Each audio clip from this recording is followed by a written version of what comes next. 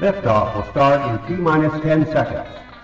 10, 9, 8, 7, 6, 5, 4, 3, 2, 1. We have ignition.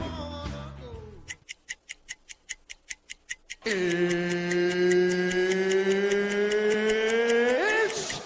time! Seconds from game 7 or from championship number 6. Jordan, open, Chicago with the lead! Behind the screen, Harper got a piece of it, it comes off. The Chicago Bulls have won their 6th NBA championship. Tying run at second, 2 out, Palmero over the head of Jenks. Uribe charges, throws, out! And the White Sox have won the World Series. To the far side around the 8-yard line to Hester. Under it, and to the middle of the 15, to the 20, break free of the 25, to the 30, to the outside, 40, midfield, 40, 30 to the post, 20, 15, Hester 5. For the 3rd time in 6 seasons, it's one goal achieved. The Chicago Blackhawks win the Stanley Cup. A little bouncer slowly toward Bryant. He will glove it toward Rizzo. It's in time, and the Chicago Cubs win the World Series.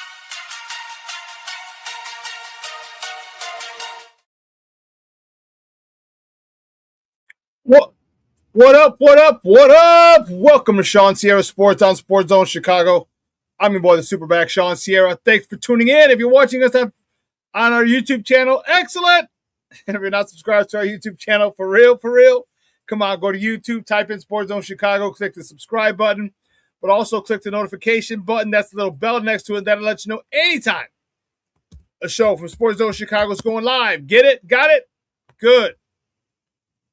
Now, you can also tweet the show. Tweet us at SportsZoneShy, that's CHI, SportsZoneShy. Now, if you want to follow me, just me personally online, you want to know what I did, let me tell you what I tried to do. I tried to make it nice and easy for you, but these damn hackers got me.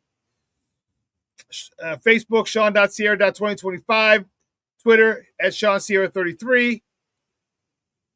And do me a favor. Go and follow me on Twitter, you sons of guns. There's 10 people watching right off the start the bat. Make sure you follow me on Twitter, because I had to restart that. I don't know why.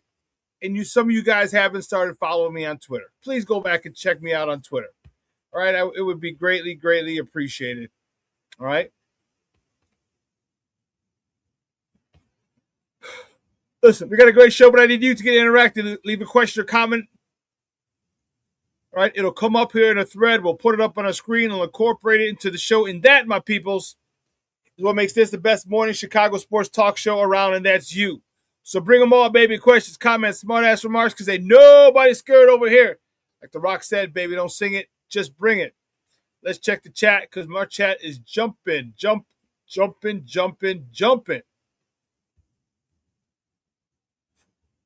My man Armando Emeterio Lara Jr. is in the house. He said a very boring preseason game, which is what I expected.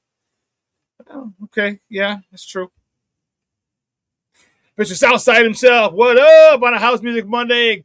And kids back in school, bear down. Southside, stand up. FGB. Mr. Southside himself. Mr. Shorty is in the house, coming from the ATL. Top of the morning to you. Top of the morning to you too, sir. Mr. Shorty, Foster Covers checking in. Good morning, sir. Appreciate it. He says, hope everyone had a great weekend. I did. Did have a good weekend. Listen, I don't know a lot, but I do know this. More of the usual suspects will chime in as the show goes on. That, my peoples, I can promise you.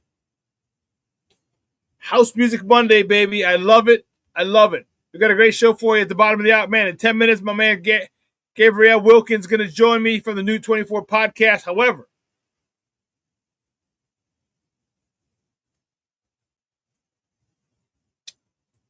he does cover the Bears. We're talking White Sox at the bottom of the hour with Gabrielle Wilkins, talking good guys. And then at 10 o'clock, my man Damani Pugh from the Smoke Fellas. The Smoke Fellas I'll be back, baby. The boys are back in town.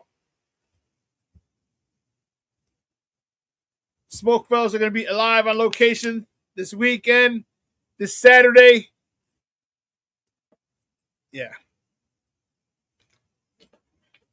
So we're going to talk Bears with my man Damani and tell you how you can meet up with the Smoke Fellas this weekend. And they have a pretty good collabo going on. They're partnering and focusing on men's health, which I thought was pretty freaking dope. Saturday, they're going to be at Tap That Ass Cigar Lounge. Okay, at high noon. But it's Men's Health Day. They're going to have men's health screenings, which I thought was brilliant. Brilliant. Blood pressure checks. Let me try that again. Blood pressure checks, glucose screenings, health resources, and more. So,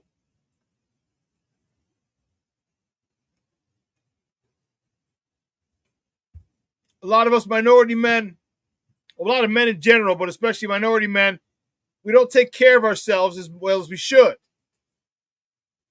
Here's a chance to go get a screening, blood pressure check, glucose, other health resources. Just get a barometer, see where you're at.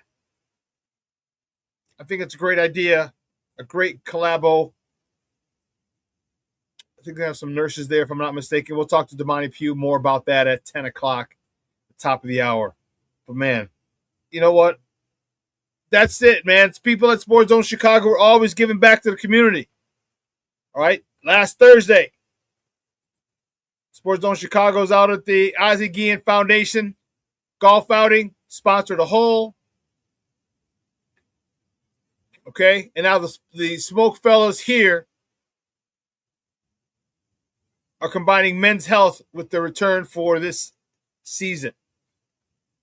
Great, great work by the guys, man.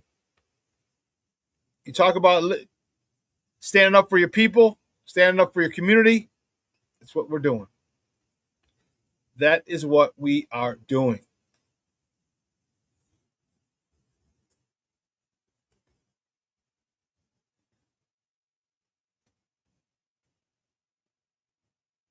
Cornelia Squalls checking in. Good morning, my friend. It says top of the morning, Shawn and Sports Owners. I usually agree with Ben, but he should have kept the starters in until they scored a touchdown. Yeah, that would have been cool. That would have been dope. That would have been dope. And he says, top of the morning, Shawn, Sports Owners, that pregame preseason game was a dud. It was. It was. I'm not sure what, I don't know what else to tell you. It was. All right. It just was. Got a lot of good looks at people. Well, somewhat decent looks. Let me not say good. Decent looks at people. I'm interested to see in more of the youngsters. They have one preseason game left. They have one preseason game left, so better show up.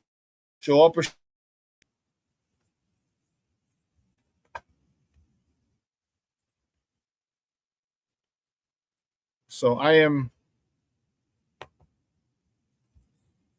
anxious to see some of the position battles, and I didn't get a chance to. I didn't get a chance to check out go over the tape as much as I wanted. So I'll do that today, and then we'll get back into it on Wednesday. We had a family dinner yesterday, which was dope. So we had a really good time there, and then I just had food coma. I was like, A nice little Italian restaurant. I was done. So anyway, let's get it crack-a-lacking, but let's get it crack-a-lacking, baby. You know how we do the first segment of every show is called Top of the Morning. Just when you want it.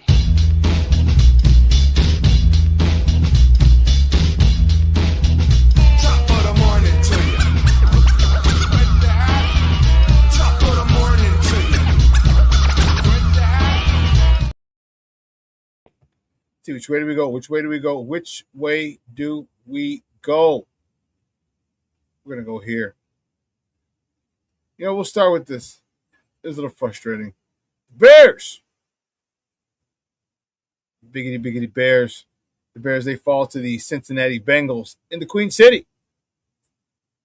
Fall to the Bengals 27-9.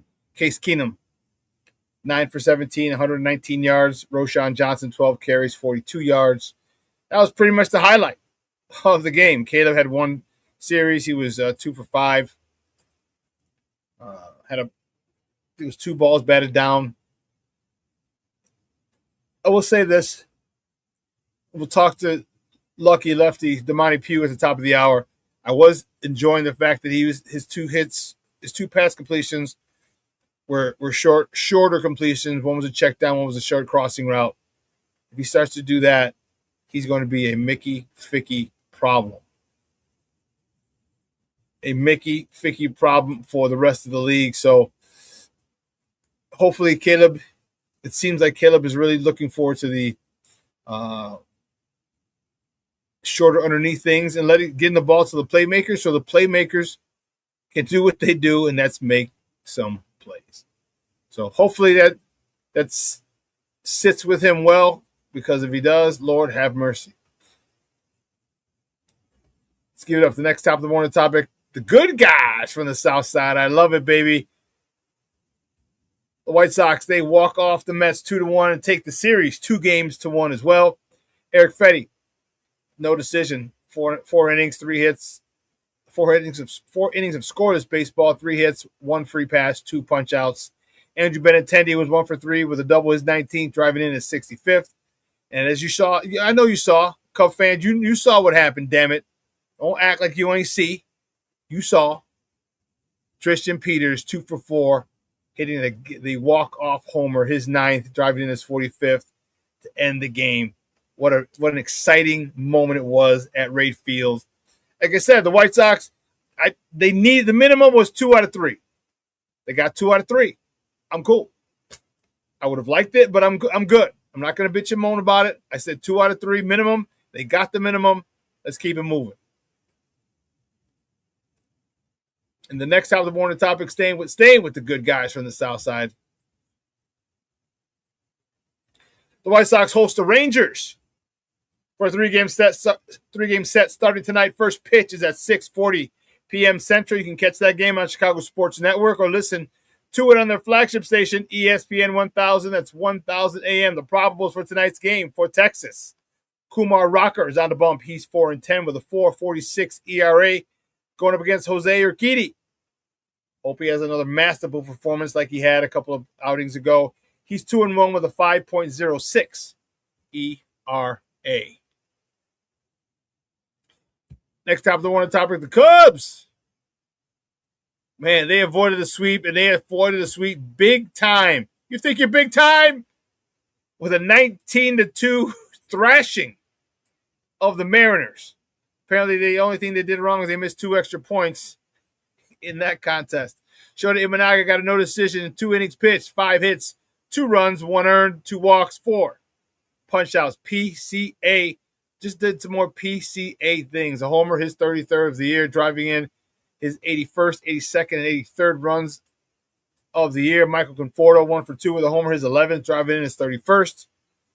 Ramirez was 3 for 6 with a homer, his 3rd, driving in 5. That's a busy day at the office, sir. 5 RBIs for the Cubbies. Staying with that, you little scrub Cub fans. Sorry. I'm just playing with you. I'm just playing. I got jokes. The Cubs, they travel to the AZ to to face the Arizona Diamondbacks today. First pitch is at 8:40 p.m. Central. Remember, they're out in the West, so those start times are a little later.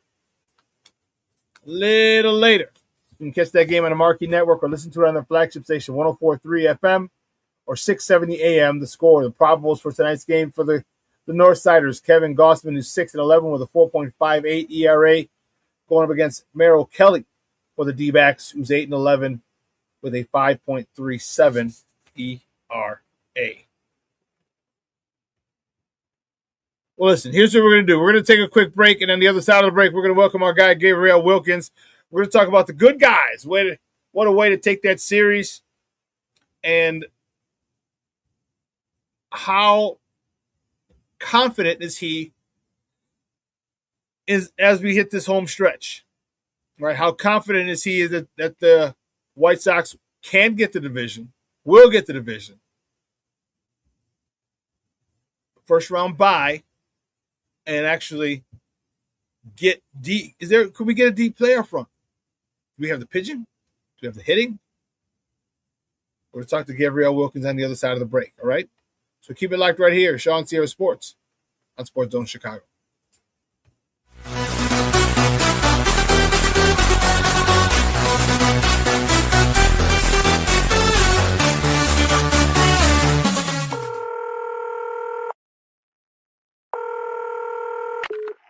Operator 901, where's the emergency?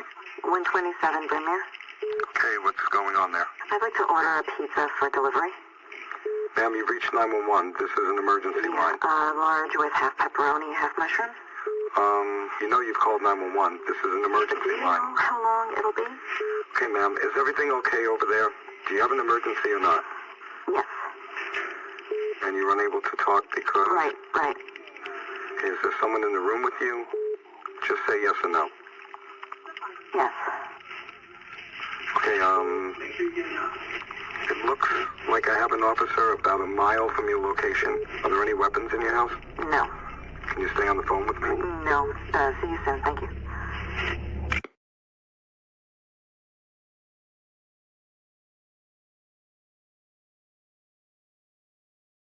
Every day, we take steps to keep the people we love safe, but some health risks are easy to miss. Ticks hiding in the yard can spread germs, like the ones that cause Lyme disease. Mice searching for food can spread bacteria that makes us sick. Mosquitoes lay eggs in standing water and can spread West Nile virus and more. Cockroaches are drawn to water in the home, leaving behind allergens that can trigger asthma attacks. Common pests can threaten our health. Learn how to protect your family at pestworld.org. When I'm flying, I put my helmet on, my visor down, my mask up. You don't know who I am. Whether I'm African American, Asian American, Hispanic, white, male or female. You just know I'm an American airman kicking your butt.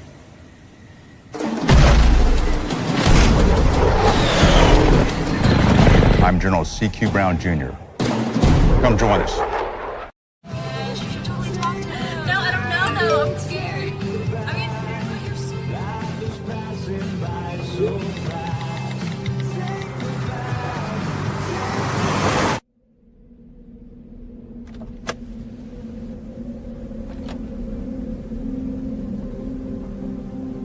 Do you know that you're in my lane? No, not at all. Are you not paying attention? Are you texting? I was just checking in with my mom. I was telling her that I thought we'd be home by 6. It's okay. There's enough time. Just pay attention. I'm not even halfway through my text. There's no way. I'm not even going to look up. My babies are in the car. You have to pay attention. It's just supposed to be a quick text. I'm so sorry.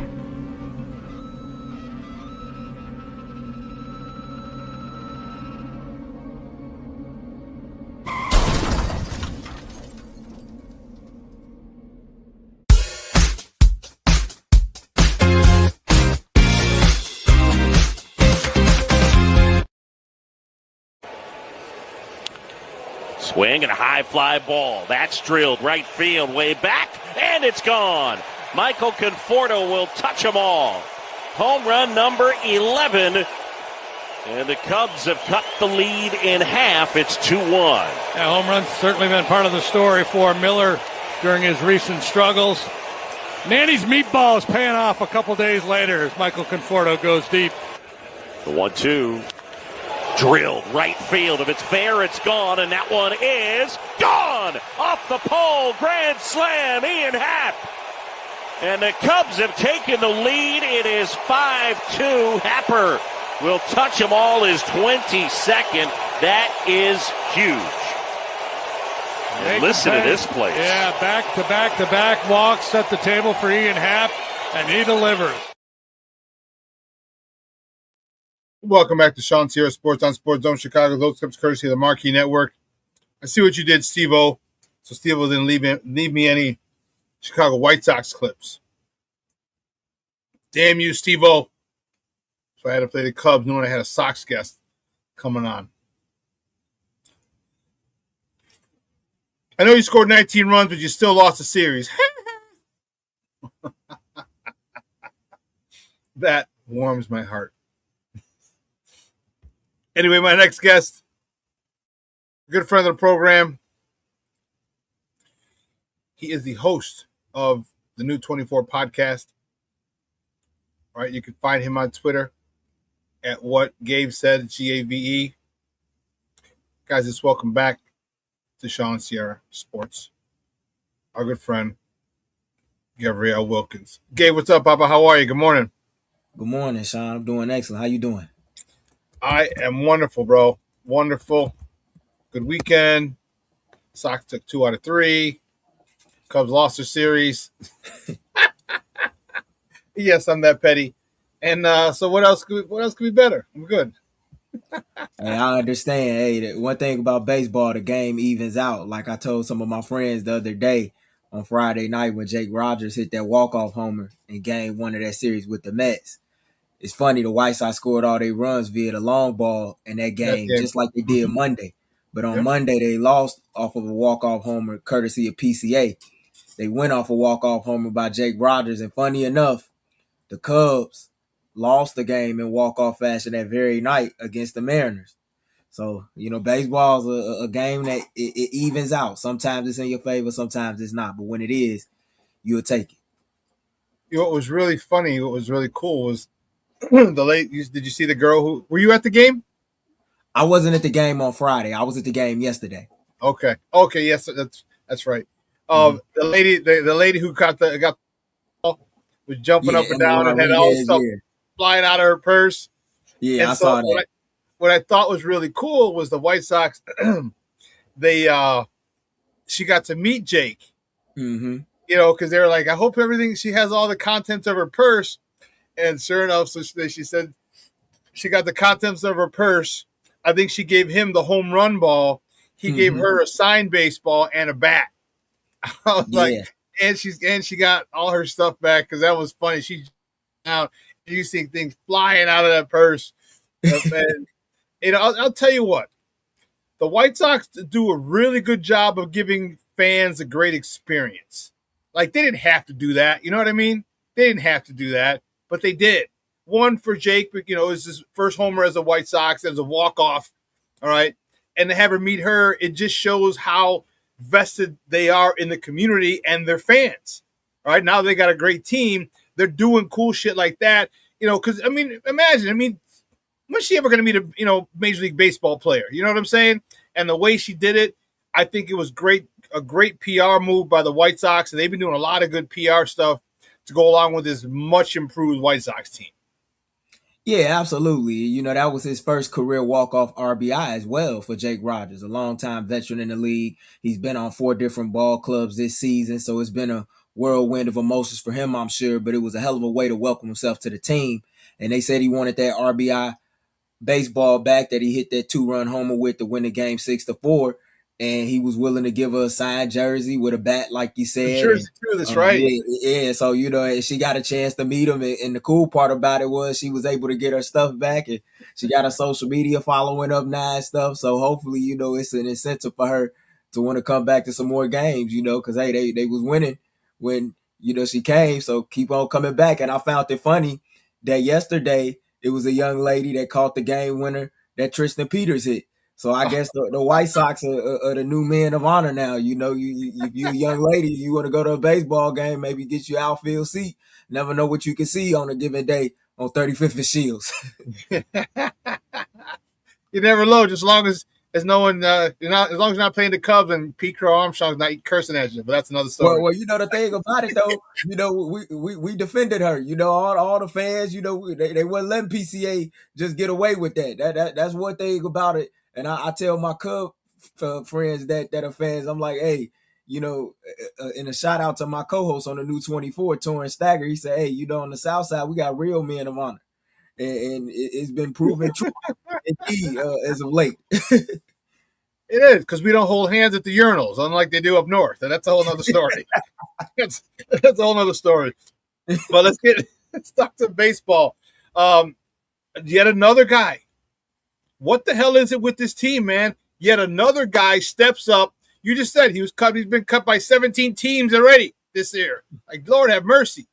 And he comes in this clubhouse. Finds a niche, a space, and feels comfortable enough.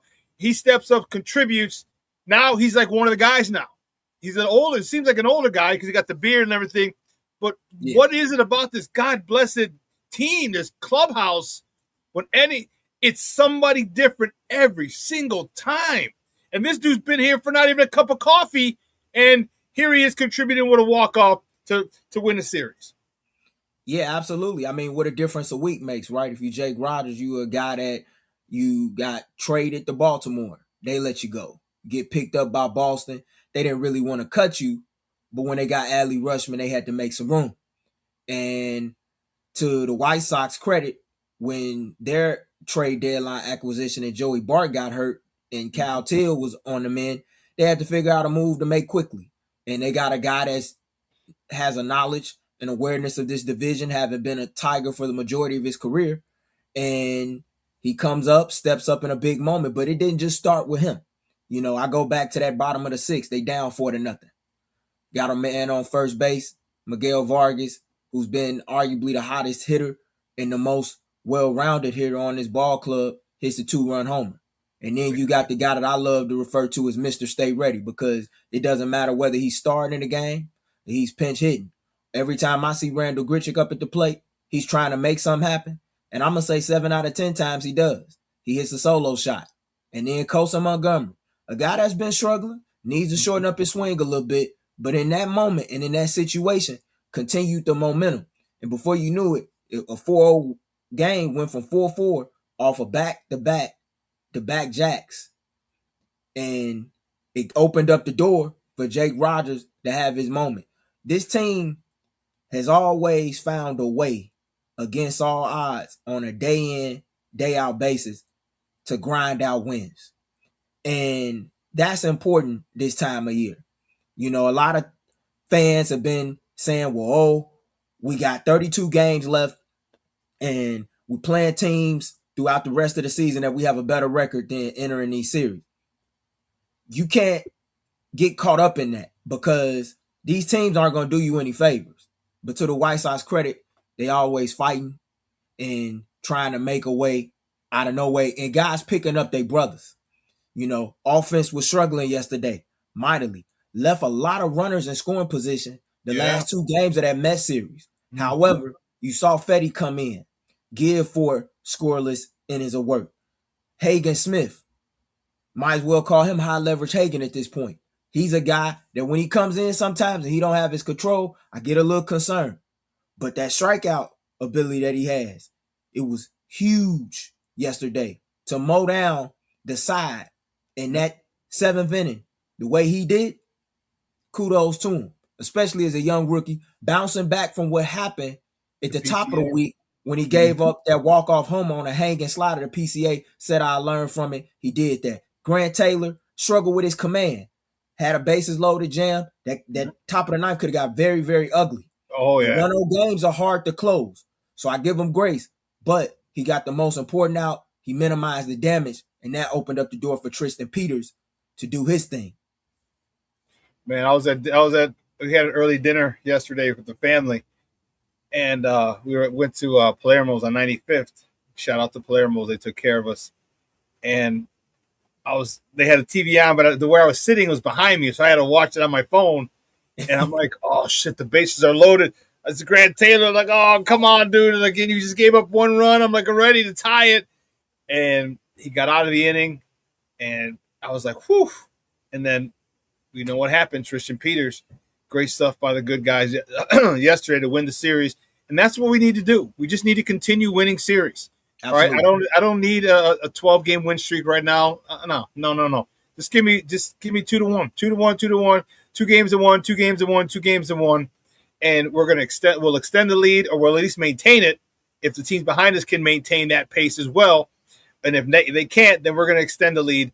And I like it. Talk to me a little bit about Colson Montgomery. He had been struggling a little bit, and I agree with you. I do think he needs to shorten up his stroke. What do you think? How do you think he moves forward? Do you think the Stroman talks to the hitting coach talks to him about his swing, or do you think they're going to work on it in the offseason? Well, I don't know how much of an adjustment you can make in season. However, I think if you're Derek Showman and if you're Ryan Fuller, the director of hitting, you just got to tell Colson to keep it simple. You know, it's a lot of times where Colson comes up, and I've said this repeatedly throughout the season. I always go back to the Michael Jordan clip in The Last Dance when he talks about Kobe at the '98 All-Star game. I'm gonna make this a game. You know, I'm a insert my will and my power into this situation when the bases are loaded, and I'm gonna break this game open. You know, all Colson thinks about is see a fastball, do damage. And sometimes he ends up getting crossed up playing the guessing game, sitting on that fastball, and then an off-speed pitch comes down the middle, and he's like clueless.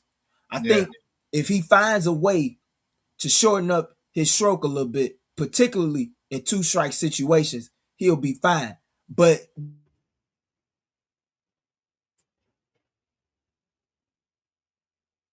they also been struggling as well. So I don't want to just put it all extensively and exclusively on Colson. But as we talk about Colson, I just feel like he got to shorten up his stroke. But the one thing I will say is this. It's important for these guys, being our power hitters, Colson Montgomery and Munetaka Murakami, to figure it out sooner rather than later. It's a lot of things about this 2026 squad that reminds me a lot of the 2000 squad. Have a very powerful offense when guys are clicking. Pitching sometimes can be up and down. I think the 2026 squad has a better bullpen, but it's not by much. But you got to figure out a way to win games. And I think the best way for the White Sox, or this year's version of the White Sox, to win games is going to have to be the offense rising up to the challenge more often than not. I remember being a young 7-year-old watching that 2000 squad and the playoffs get cold. I don't want to see that in 2026. Right now, I think over the last 7 days, the White Sox have a 196 batting average as a club. And the only 3 guys that have really been hitting are Randall Grichuk, Tristan Peters, and Miguel Vargas. That has to change. And that can change. And we hope it does, because you know as well as I do, baseball is a game of ebbs and flows. All right, it's 162 games. It's a grind, and some guys get hot, some guys get cold. All right, and you never want anything to happen like if you're a baseball fan.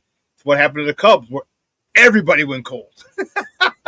Everybody went cold, and that's when they lost that 10-game losing streak. We just need a couple more guys to get hot, and I think we're in a good spot. Where do you think we can hold off these teams coming after us? The Minnesotas, the Detroits. I know Detroit fell a little bit, but in the Clevelands and all of, do you think we can hold them off and take this division and get a favorable seed in the playoffs? No doubt in my mind, and I'll tell you why. If I'm not mistaken, the White Sox have I think they're 12 games over 500 in the American League Central this season. You want to win your division, you have to beat the teams in your division. I think the White Sox have done that. Even in series where it were 4-game series, you take the Cleveland series at the top of July, for instance. They lost the first 2 games of that series, bounce back, win the next 2. Cleveland came into town this month. Won 2 out of 3. Swept Detroit. This team, as of recently, has been playing 500 baseball. But the series that they have needed to win, they have won. In the series that they needed to split, they split. And I think every game, you have to look at it like it's the playoffs. And I know for this fan base, when the losses happen, they hurt. But guess what? They're supposed to hurt when you're in a division race. They're supposed to. You got to just figure out a way, like you said, to win the day and most importantly, win series. Would I like to see this team go on a 12-game winning streak? Yeah, I would. But I have to be realistic. But I do think that they have a great chance of winning this division. And I think a way that you do that, like you said, is winning series and most importantly, beating the teams in your division. They got Texas coming into town starting tonight, 3-game series, handle business, get that off day for the first time in 16 days, I believe. Rest, reset, go out on the weekend to Minneapolis to face the Twins. That's a series that's very important. You're going to see the Twins next weekend as well on Labor Day weekend when they come into town. So you have to win these division games to lock everything up. And this is the way I see it, right? It's only 4 teams, I believe, in the American League right now that are over 500. The White Sox are one of them. They're the only team in their division that's over 500. You stay over that 500 line, you definitely have a shot in this division because the only, like, you look at the Cleveland Guardians, right? Their only hope to win the division is by beating you. So the road to the Central comes through you now. They have to beat you.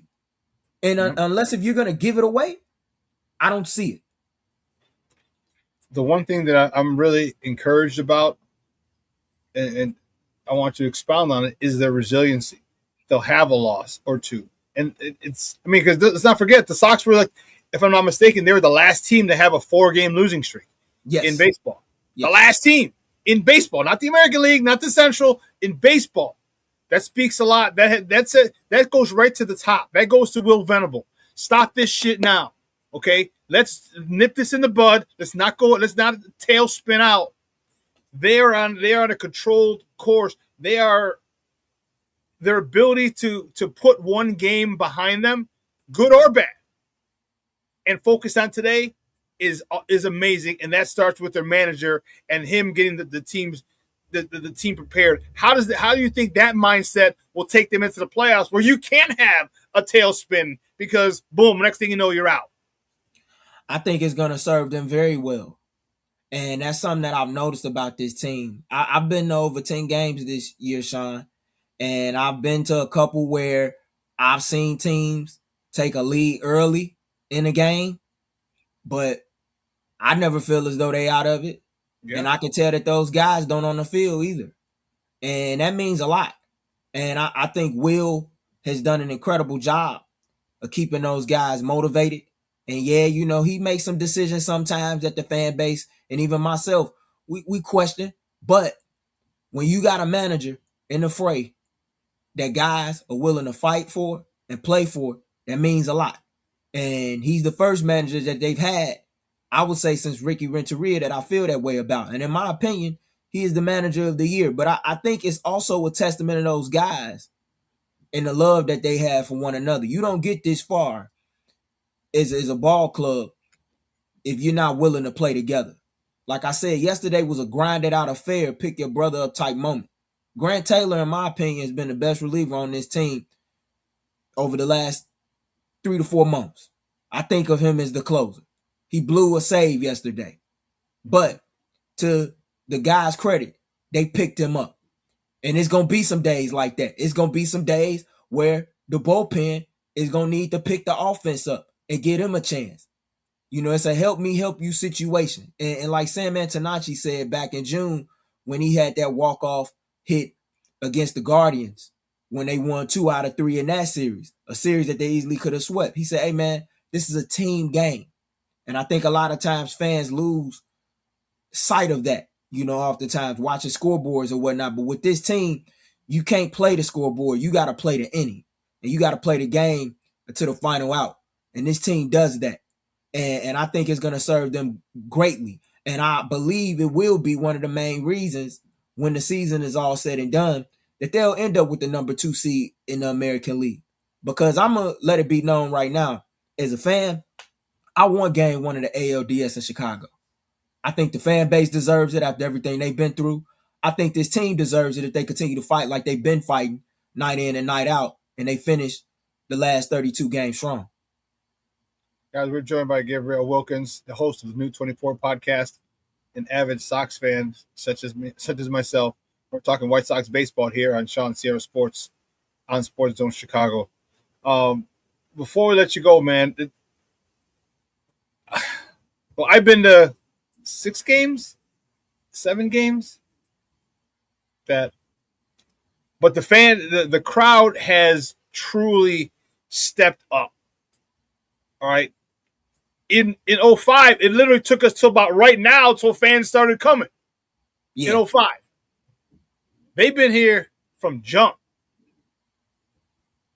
How awesome are the fans? How much do you think that plays a role in the mindset of the boys when they come out and you see 25 plus, you see 30 plus, you see 40 grand sellout, on the weekends and Saturdays, 25, 35 on a Sunday, and you come out and it's rocking. The electricity's there on a Tuesday. And I know it must be the $5 menu. That's probably the main reason. Okay. But still 25, 30,000 on a Tuesday, on a Monday, a Tuesday, Wednesday, you're like, damn. How much has that fed into their success this year?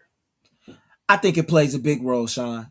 My mom worked for the organization from 92 to 02. She was a special assistant to the late vice chairman, Eddie Einhorn, who was second in command to Jerry Reinsdorf and the ownership group. And I remember the story she told me about back in 93, the year I was born, and about how, that was a big season for that ball club. And it was their first time getting to the playoffs in 10 years. And seeing it in 2000 as a young kid and me gravitating to the guys on that team, it means a lot.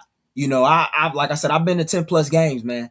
And the atmosphere is great. Every game feels like a playoff game, but I wouldn't want it no other way as a fan. Yeah, and I could tell just firsthand that those players feed off of, the fans. Like I was sitting close to the dugout. I can remember it like it was yesterday in the game in June, 1-1, top of the ninth. Grant Taylor's on the mound, and he's throwing nothing but gas, and Kansas City can't catch up to it. And I'm like, hey, man, they can't mess with you, GT.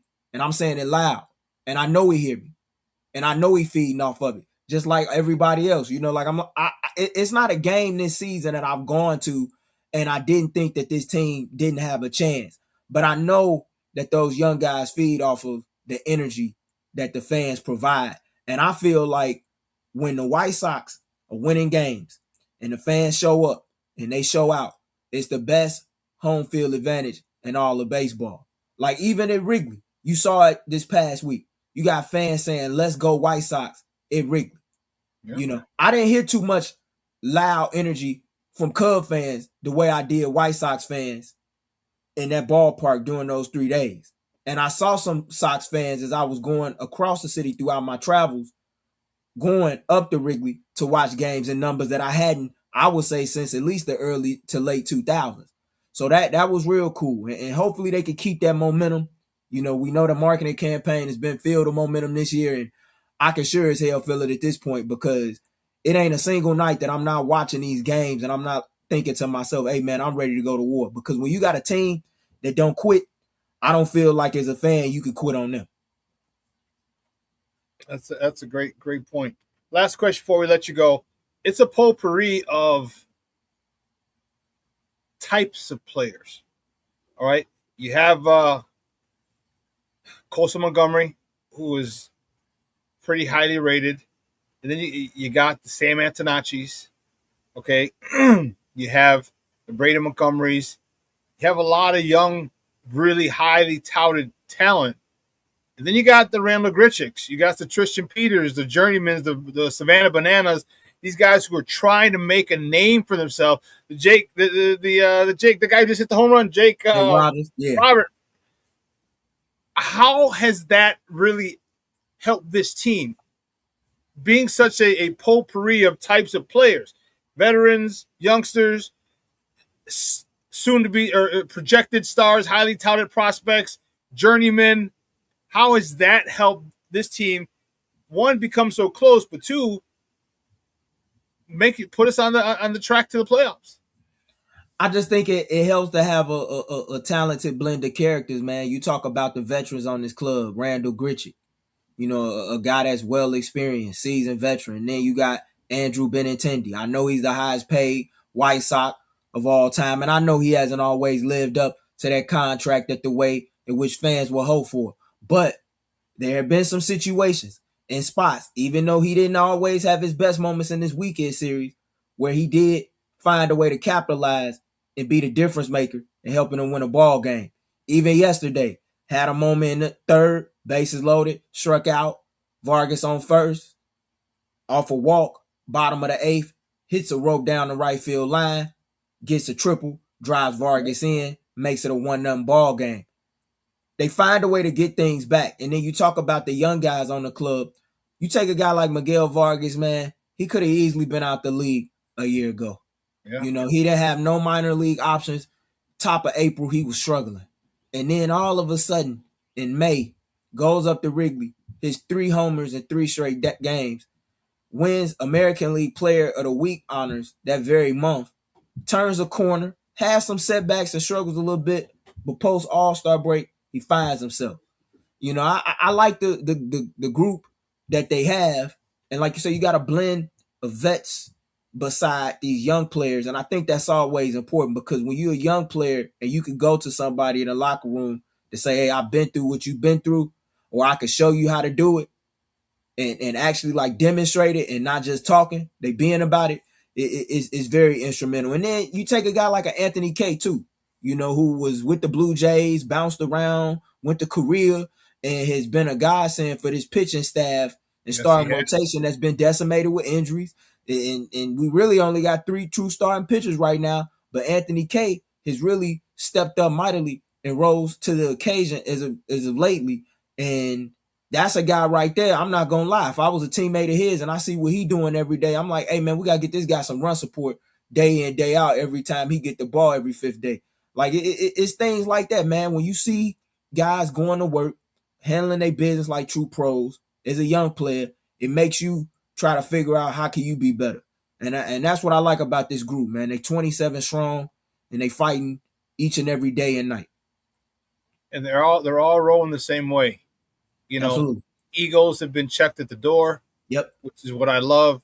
And if they're not, Will checks. You ain't getting past Will, which I really, really love. And the team has got me excited to watch Southside baseball again. Just love the atmosphere. And I'll be going to another 3 or 4 games before the season's out.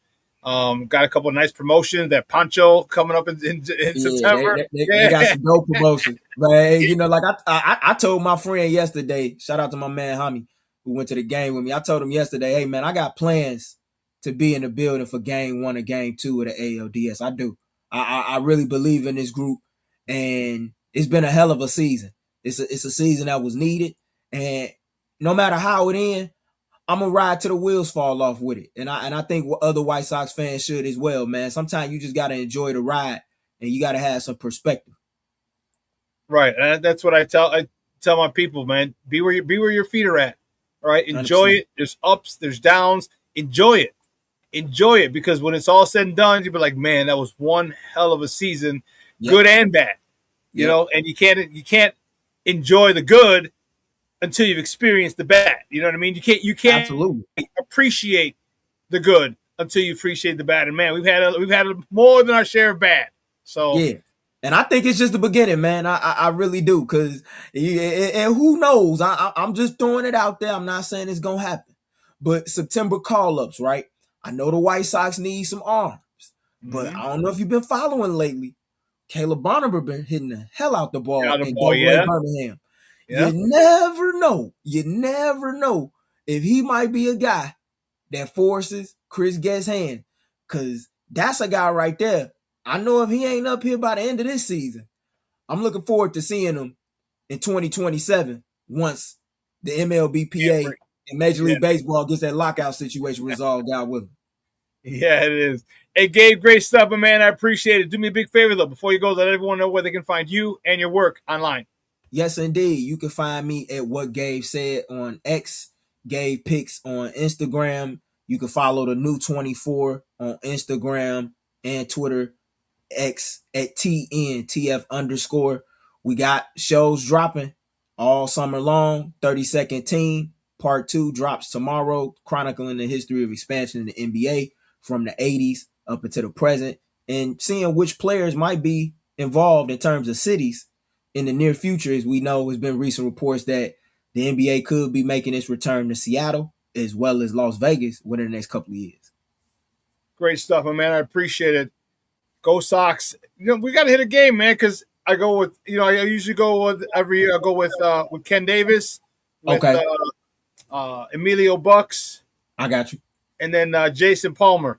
So next time we get together, I'll make sure I include you, man, and come out. Let's have a good time. It's got to be that Tuesday because I rocks with that $5 menu. Let me know. I mean, I hit the weekend games up a lot. I know I'm gonna be up there at least 2 out of 3 when they play Minnesota from the 4th through the 6th. But I might hit up some week games as well. Within like mid-September stretch, them division games gonna be important, and I look forward to going to a few more myself prior to the season, the regular season at least concluding. Because like I said, I got plans for Soxtober. and trust me, I believe you me. I like that $5 big time $5 menu fan. I'm just saying. I feel you. All right, Gabriel, we'll talk later. We'll talk soon, man. Thank you. Anytime. Pleasure. All right. Guys, that's Gabriel Wilkins for the New 24 podcast, talking White Sox baseball with us. Man, don't go anywhere. Up next is the man, the myth, the legend. He is Mr. It's 5 o'clock somewhere in this God-blessed world.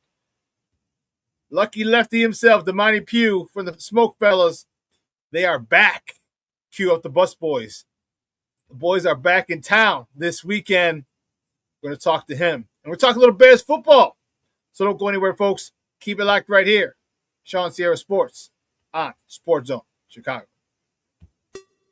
Hey, it's your boy, the SuperBack, Shawn Sierra, and be sure to follow Sports Zone Chicago on all social media platforms, on Facebook, Instagram, and our Roku channel. You can find us at Sports Zone Chicago, and on Twitter, we are at Sports Zone Shy. Also, be sure to download our mobile app so you can take Sports Zone Chicago with you on the go.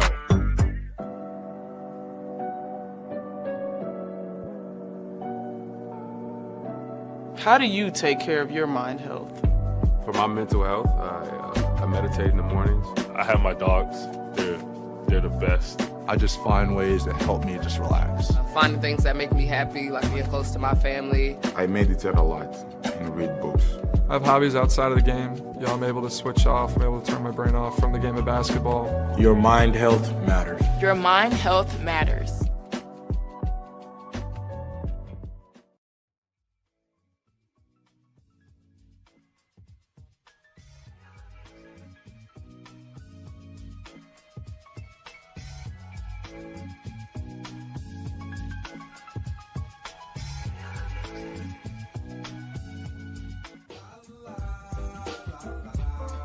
It's a romance sport. What? It's a romance sport like that.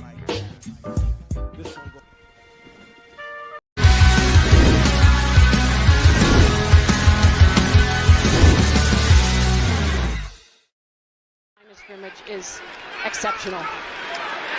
Watson on the handoff for Marshall, and Neville Gallimore is there. This is a big veteran body up front. Bears have 2 timeouts with which to work now. Bajan, floater, got Caden Davis in midfield. Out of bounds, clock stops. They should feel they should be able to score at will. Bajan's got one-on-one, back shoulder throw. What a play by Davis. He makes the catch with 28 seconds left.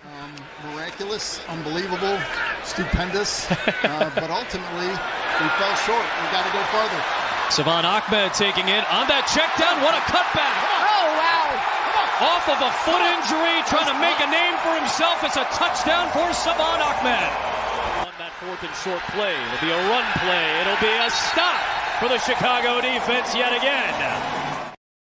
Welcome back to ShawnSierraSports on Sports Zone Chicago. Those clips courtesy of Fox, and I hit the wrong one. I hit the wrong clips. That's why Steve gets paid to produce, and I'm just a talent. Oh, man. Anyway, can't laugh at yourself. Who the hell can you laugh at? My next guest is a good friend of the program. He is one member of the infamous group called the Smoke Fellas. He is Mr. It's 5 o'clock somewhere. Lucky Lefty. Man, let's bring him on. He's going to talk about stuff. They're back this weekend and some stuff, the collabo they're doing, which I think is a phenomenal thing. I was just talking to Ben this morning before the show, and I told him, I said, I thought that is a phenomenal thing of what they're doing. But this guy right here, Mr. Damani Pugh in the house. Lucky, what's up, man? Yo, what's going on, Shawn? It's been a minute. It has, man. It's like you owe me money or something, man. Damn. I know, man. You know, we take a little break in the summer. You know, get our re-energized, get rejuvenated, ready for football season, the whole nine. You know, got a lot of good stuff going on right now. 2 good baseball teams, and man, the Bulls look like they had a good draft. We're gonna have a lot to talk about this season, man. A lot of good stuff to talk about. It's about freaking time. Yes. We're the 3rd largest market in the God blessed country. We need to be talking about all our sports, all our teams. Yeah. So let's talk about the boys on the lakefront. Mm-hmm. I know Caleb only played 1 series, 2 for 5. But your thought, did you see anything you liked from Caleb? I mean, again, it was a short, really small sample size, but did you see anything you liked from Caleb in that 1 series? I saw the 2 completions where he kind of took as they've been saying, the layup. You know, that's been the complaint about him, like, taking the layup and making the easy passes. So I did those 2 completions where, the guy was right there. It was almost like a dump down, like a check down.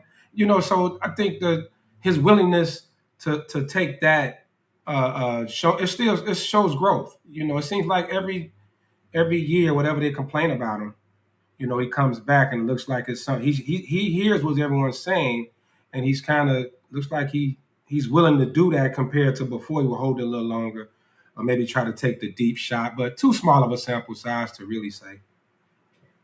I was happy with that too. That was the one thing that I saw, and the thing that the pass to Rome, that crossing route. I'm like, if you start hitting crossing routes, you start throwing that little 5-yard pass to Xavier Thomas, to Luther Burden III, to Roma Dunze like you did on Saturday. I'm like, the rest of the teams are in some Mickey-Ficky trouble, because you get it to those guys and catch me if you can. Yeah. Catch me if you can. Xavier Thomas kid, that young man, I'm still waiting to see him. Like, they still waiting to showcase him. I'm hearing some great things. Yeah, Xavier Thomas, he didn't play this weekend, but again, Luther Burden didn't play last year. Remember, man, Luther Burden didn't get into like middle of the year. Yeah. And man, he went ham, and maybe that's a good thing. It's like, okay, I need to see more out of you. And Xavier Thomas, how bad do you want to play? Okay, well, let's see. How bad do you want to work? And it seems like Ben is making these youngsters, work for their time. Crazy idea. You actually work for what you want. That's right. Novel idea. Work for playing time. Holy cow. Where did that come from? That doesn't seem logical, right? No. You got to work for your position, right. Your playing time. Yeah. So talk to me about this wide receiver room. My man, my favorite bear on the team, DJ Moore, is no longer here. He's doing really good things in Buffalo, on the field, in the community as well. But we knew that from his what kind of dude. Like, that dude's a straight up dude, man. And the community of Buffalo is going to love him on and off the field. Him and his family, a wonderful family that he has. But that leaves over 650 yards out there. Where do you think those 650 yards get distributed? Do they all go to Rome? Do they go to everybody else? Do they go? How does that? Because Caleb needs to get that a little more to get that 4,000. How does DJ's production get absorbed into this squad? Well, logically, you just think Rome is the choice to be the number 1, the number 9 pick being a top 10 pick, and we've seen flashes. We've seen flashes from Rome, and I don't know. It's kind of we anticipated, especially after they drafted Luther, that DJ may be the odd man out. Even though, like you said, we love him here. Iron Man, we've seen him take hits and get up. Man, he's always available, always there. Was one of the heartbeat of the team in a sense. The time he was here, as far as the production, while like I said, it makes sense to go with Rome, but Luther and Colston Loveland, I think is going to be. That's where you're going to see the biggest jump. I think Colston Loveland, our reports are saying he just looks unguardable. And it looks like him and Caleb really have a good rapport right now. So probably even more than Rome. I think he still I could see Caleb early on in the season still trying to push it to Rome. And, him and, Luther, he's going to have a little connection with him. I could see him still trying to push it to Rome. But I think by game 4 or 5, he's going to really get in his head that Colston Loveland is the guy. You know what I mean? That's your Travis Kelce. That's your, the guy that when you throw it in this area, you throw in this area, he coming down with it, or at least going to get some type of pass interference or a holding call. He's just unguardable. Yeah, he's grown, and I really, really love what I've seen out of him. This kid is a special creature. His ability and the mismatches that he has. He is a mismatch. And I think Ben wants to exploit that. And if he has the most receiving yards, I don't know that I'd be that upset. I don't know if I'd be that upset if he has them again, the full season. Because remember, he didn't play a lot either. He wasn't getting targeted early on. Him and Luther Burden weren't getting a lot of targets until Ben felt comfortable with him, and then Caleb felt comfortable with him. All right, especially after Rome went down.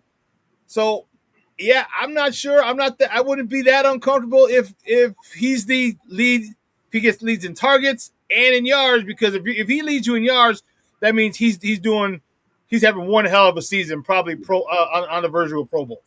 Oh, definitely, most definitely, all pro. I mean, it seemed like after that Cincinnati game and that game-winning catch and what he did, it seemed like from there on, Caleb just looked for him. You know what I mean? Like this guy is. And even in the small sample size early last year, when the ball was thrown, when he was targeted, he was on point. Simple. He gets open. He's a mismatch. He's fast. He has the size. There's not too many linebackers that can keep up with him. Point blank. It is what it is. And the same with Luther. Same with Luther Burden. We saw, as he was getting acclimated to the offense, because he was hurt early in the year and he's a rookie, learned the offense. But as he got more comfortable, you start seeing, what he can do. I'm really excited about him this year. I was a little, pulled back by the groin injury. Those soft tissue injuries they linger. I know they say he's going to be okay, but you know how those things are, man. I'm pretty sure we're going to talk about Kyler Gordon at some point, but those little injuries, they linger. I'd rather you have a sprain or something just to kind of, something that we know can heal and you can get back to it, because just some of the inside numbers that a lot of the analysts were putting out there about Luther Burden, he could be one of the top receivers in the league. He's that good. We already know, we saw him yards at the catch. His route running seemed to improve last year as the more time he got. Listening to people that have been out to the camp, he's reacting more than thinking. When you first learn the offense, you're trying to think of where you're supposed to be. They said, before the injury, he knew he was just reacting. It was crisp.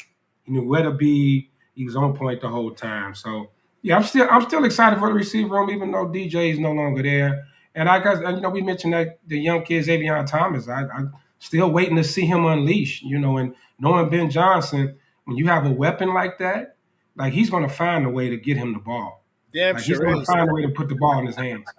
Sure is. Right. And whether it's a reverse or a quick toss, he's going to find a way. If he know you're a playmaker and with that speed, he'll find a way to get you the ball. And was that Khalif Raymond? Khalif Raymond. Yep. Yeah, I've been hearing good things. We saw what he was able to do in Detroit, too. He could be a weapon. So this receiving room is exciting, even though it may not have that quote-unquote number one, that Justin Jefferson, Jamar Chase type, the ability to spread the Caleb had to spread the ball out and get it to different playmakers is exciting enough. That's good. I think that'll work out for the Bears. Do you really need a wide receiver one, a designated wide receiver one in Ben Johnson's offense? Because that's the one thing that we have to understand. Because Ben Johnson's doing shit different, man. Yeah, he's doing shit different. Okay, he's not taking the highest rated player on the board in the draft. He's taking the player that best fits his system. Yep. And as fans, a lot of like, well, what are you doing? Who the hell is this? Who's this Colston Loveland guy? Tyler Warren's the guy. Tyler Warren's the guy. Who that? And Ben's like, hold on, player. I've been in Michigan for the last few years. I had a front row seat at this dude. He fits my system the best. He's the one I want. And look what he did. Yeah. How Bears fans you gotta understand it's different. It's a like Eddie Murphy said, it's a new sheriff in town, and his name is Reggie Hammond. It's a new day. It's a new day in Chicago. And you hit it on the head, Shawn. Like, we're used to drafting for needs and things like that and just kind of reaching for certain players. I think what impressed me with this offseason, especially with the draft, was, we talk about it on the show all the time, that, filling holes in free agency and drafting talent. And they draft, and looking at it like they're just drafting talent. Dylan Thiemann, he fit a need because it was it was a void of safety, due to them letting Briskin and those guys walk. He just happened to be one of the highest players on the board, so it kind of fell that way. But Sam Rosh, I saw somebody mention him. Like, who would have thought to take a tight end in the second round after you got Colston Loveland and you still got Cole Kmet on the roster? Like, when you taking Luther Burden last year when you had Rome and DJ on the roster and guys like that, when teams are drafting like that, when they're just drafting, they're stockpiling talent, they're preparing for something big. You're not just, we know the need this offseason was D lineman, pass rusher. So every DN on the board, Bears fans wanted to take in the draft. He took the best talent on his board. He took the highest rated guy on his board. Like you said, it fits his system. He's not going to force it. So it's a good sign, whether people know it or not. I think this rookie class is going to impress us probably just as much as last year's rookie class. Lucky, I think you might be right because of Dylan Thiemann starting. Mm-hmm. Okay. I think because of Xavier Thomas might be exactly what Luther Burden was, a late bloomer. Like, all right, you got to work. You got to work for your time. You got to, and just because you're working for your time doesn't mean you get time because these other guys in front of you are working for their time too. You know what I'm saying? Like, I got Luther Burden. I'm not going to take Luther Burden's reps or, just for you. All right. Mm-hmm. So he might have to wait. And that might be his motivation that he wants to get on the field. And he keeps busting his ass. And then at some point, he's going to force Ben to say, damn, Luther, I got to get this. You're doing everything you need to do, but this kid needs extra looks. And that's what I'm looking forward to, is that friendly competition, because with the weapons that Ben Johnson has, it is going to be a front row seat, popcorn every Sunday. What crazy shit is this guy going to do this week that's going to blow our minds and get us all fired up? Yeah, must see TV. Yeah, must see TV when it comes to the Bears. I don't think anyone. I think the whole league, and this is probably the most we've heard national media cover the Bears and I don't know how long since this much coverage, and a lot of it is on Caleb, but there's a lot of talent on this roster. And, it's Caleb and Ben, of course, is the always the big story. But what he's going to be able to do with even what they just added this offseason, like, it feel like you haven't seen anything yet. Watch this. They were just learning my offense last year. Most of these guys here know the offense now. They've been here. Like watching. Someone mentioned even earlier in the comments how Caleb, the command of the offense, like how he looked just more in command. Like, these guys had a year in the system. Now watch me really pull out some more tricks. Well, let's not forget, many people said it takes 3 years to master this thing. He's only in year 2. Right. He's only in year 2. And if he has this much command, but let's keep it a buck. I mean, when you do some shit for a year, I mean, we were all not good at our jobs the first year we did them. Yep. Right? We had questions. Mm-hmm. We had mistakes. Okay, and learning, and that's literally what he is. It's a job, and he went through a whole preseason, a whole season, a couple of playoff games. He's a lot more comfortable in it now. Ben has mentioned it, and I'm excited to see where he can take this year because I don't think he's going to master it this year. I think in the middle of next year is when he's going to have it down pat, and that's when everybody be like, "Uh-oh, it's on now." Because there's going to be a lot of great moments this year. Where do you think he can go this year with this his better understanding of his offense, but not just his better understanding, Luther Bird's better understanding of the offense, Colston Loveland, Cole Kmet, Roma Dunze, Jade Walker's better understanding of the offense, the running game's better. How far what level of play do you think Caleb can get to with everybody's understanding? Him being the most important, being the quarterback, but him understanding and everyone else's understanding of the offense being that much better this year. You know, with taking everything you say into account, I mean, I don't think Caleb gets enough credit for his football IQ. Like he really has a very high IQ and the willingness to be coached. I mean, I listened to a story. They said him and Ben this summer watched every one of his completions on tape, like incompletions. I mean, sat in a room and watched it. Like, how many stories do you hear like that? You know what I mean? Like, you literally sat in the room and got yelled at for about 2-3 hours. You know, and I think with Caleb though, with everything.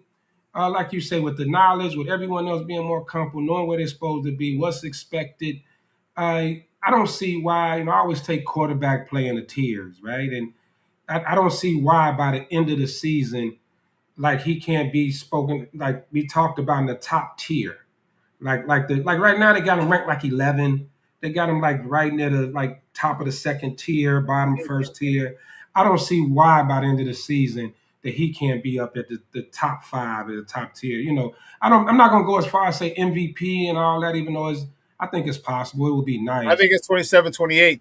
Yeah, that's where we'll go there. But I think this is the next step to that.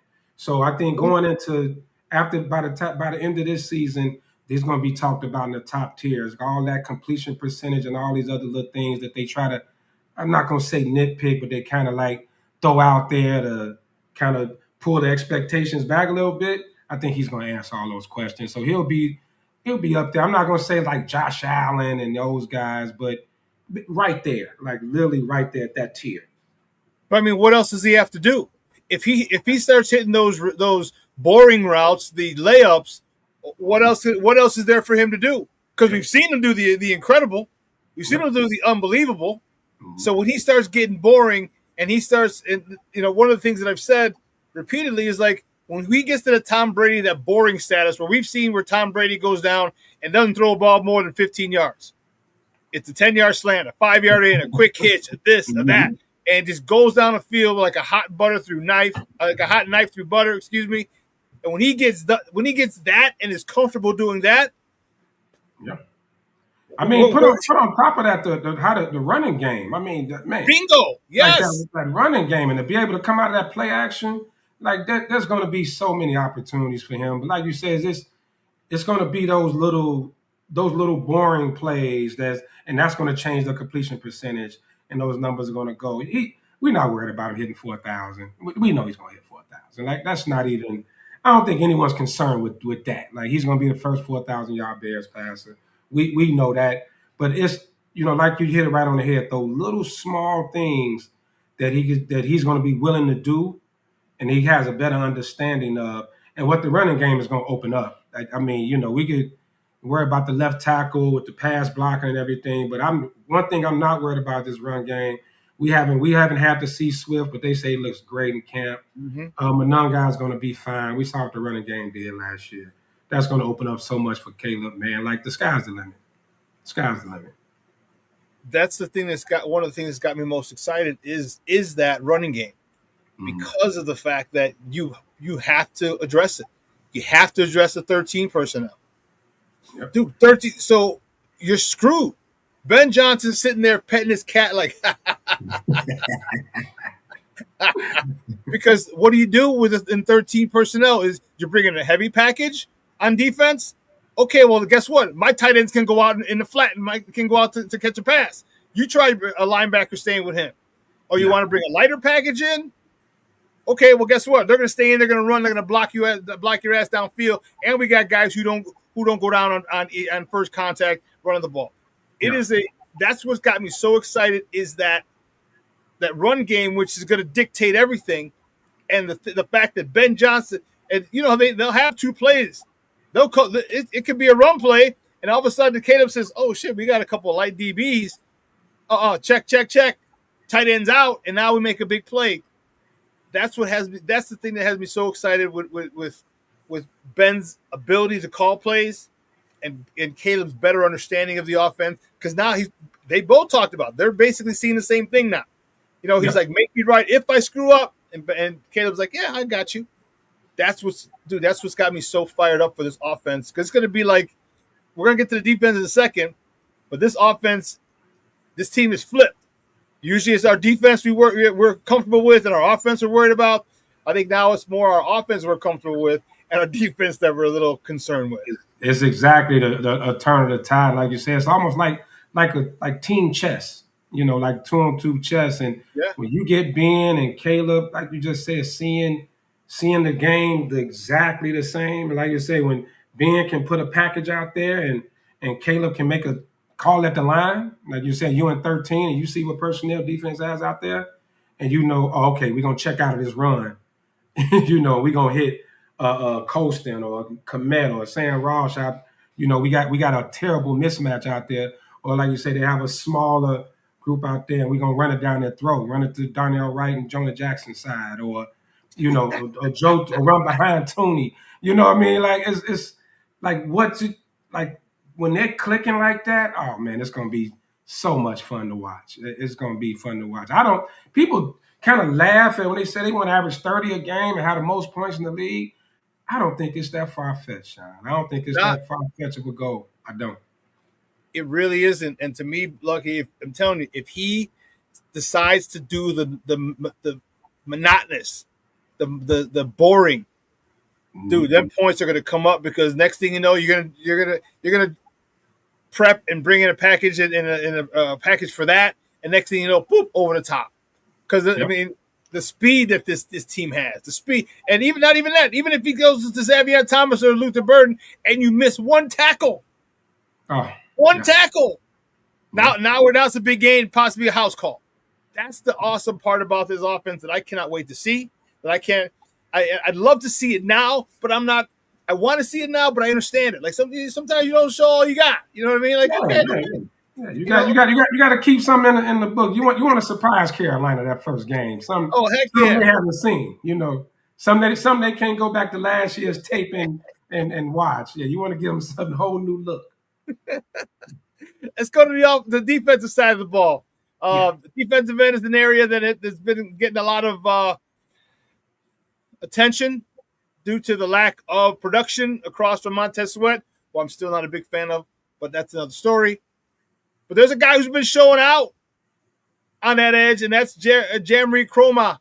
Give me your thoughts on that dude from James Madison, because that dude seems like he's got a motor.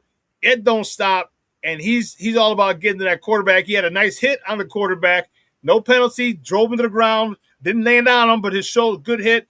Jamari Croma is a guy to James Madison who's a guy figure in the rotation and that DN spot.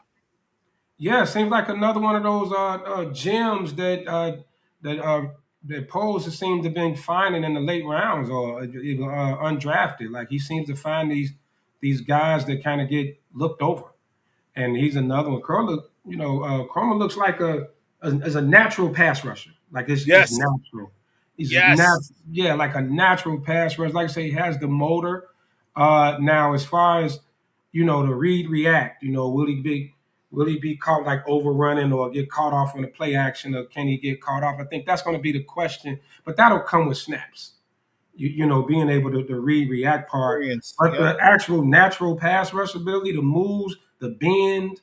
Like I noticed the bend. Like I really pay attention to that with the DNs. He kind of got that bend, can get under. Like the guy has a lot to work with and a lot for this coaching staff to work with. And I think he's one, if nothing else, he's going to break the rotation. he should be able to get in there and get some reps. And he's going, what we always say, he's going to squeeze a bunch of them, man. He's squeezing your kid, the Dios, the Austin Bookers, the Shamar Turner, whenever he can get back on the field. Like, this is a guy that's going to, he's going to push these guys, and some guys going to lose snaps if they aren't careful, especially get around game 4 or 5 after he didn't, got some reps, maybe made a mistake or two, and the coaches got him in the room. And when he starts getting it, this is one of those guys that could be that, that hidden gem. I mean, that nobody knew about. And we're seeing it already. Not just a preseason star. We always get the preseason stars, but somebody who can actually play. He was one guy that I thought would be great after I watched his tape, and there's so much about him that I liked.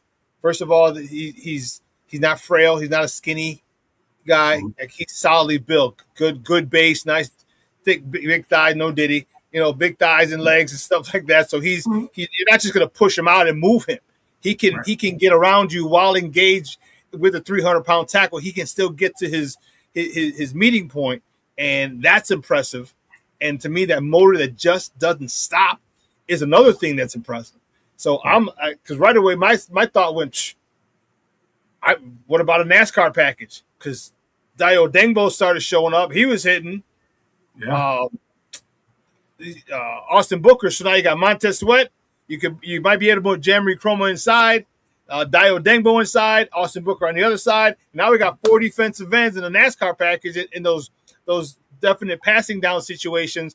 Now, one thing, pin your ears back and go get the quarterback, and that could be a very devastating and very, very useful sub package to bring in. And I think he's a big part of it, and that got me super excited about this defense. Well, especially if you're looking at, as we were talking about earlier, if this offense is putting up points like that, there's going to be a lot of teams playing from behind. If the defense can just hold up their end, and when you can put a package out there, when you got teams trying to keep up with the Bears offense, those shootouts, oh yeah, that package is going to definitely be like, that's something I could definitely see happening. Dio, man, looks good, looks a lot better. Definitely looks good. And these guys, I think this year you're looking at more of guys that really fit Dennis Allen. The type of guys he likes. Some of the guys last year kind of inherited, and he just had to try to make it work. But these guys, the guys I'm looking at now that they picked up, they seem like they really focused this offseason on getting his type of guys in there. And so what he's going to be able to do, and the different rotations with the D-line as a whole, like you say, moving Dio inside. And he likes those type of those kind of hybrid D linemen that can slide inside and play a little D tackle. So I'm still excited. I still want to see Shamar Turner. I know he hasn't really been able to be out there, but I'm still, so I still want to see what a guy like that can do. Because he's another dude with a motor that doesn't stop like Chroma's. But speaking of a dude with a motor that doesn't stop, the Vanilla Gorilla, Jordan Vandenberg, that joker. I tell you what, he is like a pure ball of energy. He needs some more refined pass moves and counter moves. But God bless it, that son of a gun has made some plays. He was in the run game. He's chasing stuff down from behind. Talk to me about how have you liked Jordan Vandenberg from South Africa? You know what? He's one that really the first 2 preseason games I really like. My focus was on him. Because you're hearing so much, and sometimes people kind of overhype it, but when you see he's already like taking reps with the second team, like he came from, pretty much a draft spot where it's not even guaranteed to get a roster spot. Like he's taking snaps from people, and so what I've been able to see from watching is it's just raw talent. Like right now, he's just strong and faster than everybody, and that's what he's using. Like he's really strictly physical. If he can get like with a Grady Jarrett, or guys like that who can get like the technique, those little things, technique and things like that, I think he can. I mean, that's another gem that you found that everyone overlooked, maybe because the school he went to. And I went back and looked at some of his film at Georgia Tech. He's a dog. He was a dog then. Stays in the backfield, like you say, and the motor. Like he's chasing down, guys 20 yards down the field, and he's right in the camera. And I don't know if people pay attention to that. Right. When you look and see 90-something in the camera and the play 20-some yards downfield, like this is a guy that's getting after it. He's getting after it. But like I said, right now he's just raw talent, man. It's probably something coaches are just excited about, like to see like what I can do with this type of talent. If you're a D-line coach, you're frothing at the mouth, man. Like look at this blob of clay that I get to mold into a beautiful statue, and I'm excited for the possibilities of this guy, because this guy he's extremely coachable.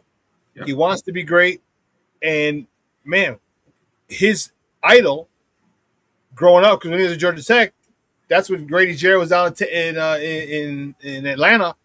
His defensive line coach would have them watch film of Grady Jarrett. Now he's got Grady Jarrett in the same room, in the seat next to him. Exactly. You know what I'm saying? That is one hell. And the one thing I preach all the time is coaching. When you move up from high school to college to pro, the most important year of your coaching is that first year to get you a solid foundation. He's going to have a good defensive line coach and a guy that he looked up to, and a guy that he studied in college, and Grady Jarrett right next to him to ask questions and to get mentored by. That is going to take this defensive line room, especially him, to a whole new level. Hey, that's putting some people on notice. GervonDexter, you better kick ass. He's squeezing you, kid. Yeah. GervonDexter, and it's a contract year. Like, hey, you got somebody like that. You got somebody like that behind you, and you look at what this young man doing, the attention he's getting. Hey, you better step up. And we've been waiting for GervonDexter the last 2 years. You know, he's been one of our breakout candidates the last 2 years. We've been waiting for him. And you know, we've little splash plays here and there. He'd make them here and there, but not consistent. Like he better look over your shoulder, because that young man is coming. That young man is coming, man. And he has a chance to take your spot, not just take some snaps, take your spot away from you. It's gonna cost you millions of dollars in the contract negotiations. I don't deny that. I agree with that, because that the thing as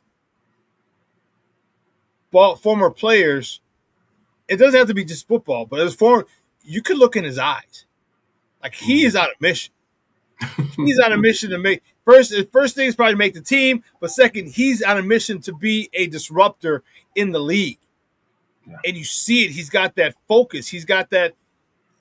What did Apollo say? Eye the tiger, man. He's got it, and I love it. I love it because of that.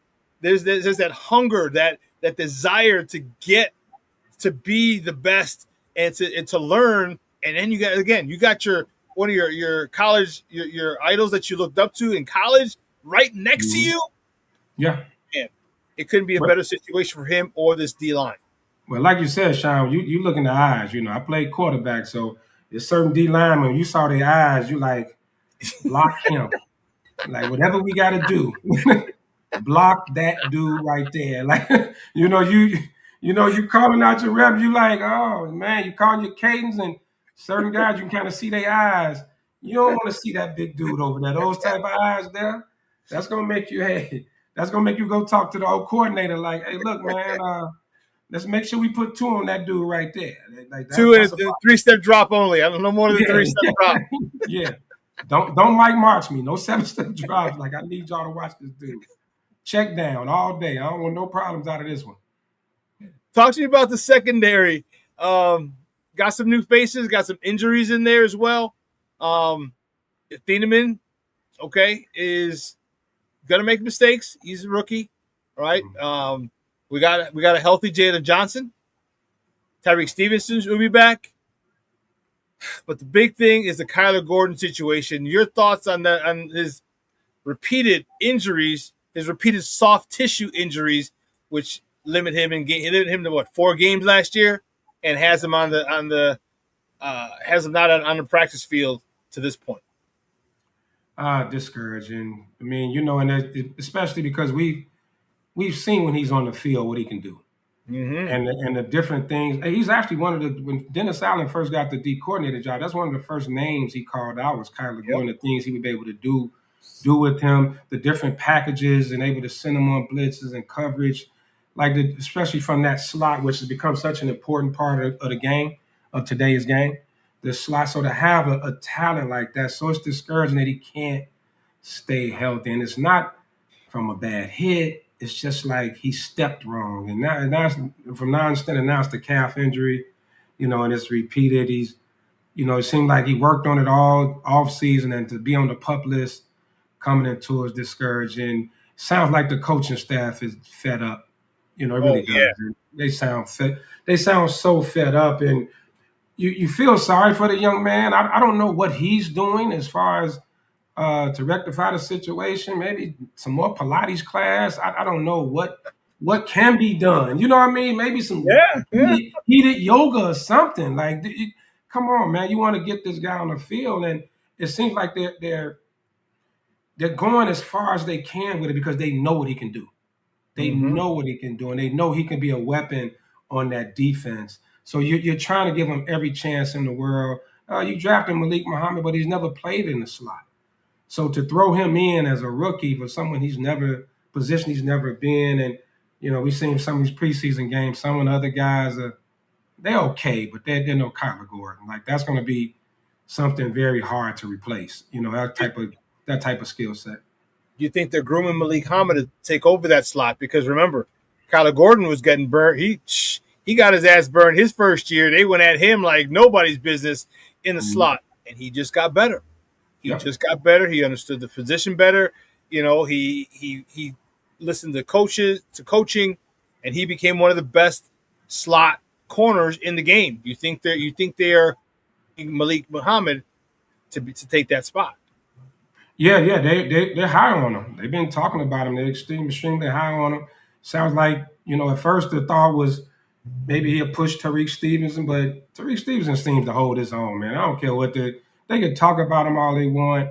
I don't think he got enough credit for what he did last year, kind of taking over that number one when Jalen was out, when Jalen Johnson was out, and kind of taking over that number one and giving Nashawn Wright, because they would pick on him. That's how he got all those interceptions. They wouldn't throw to Tariq's side. He really locked it down.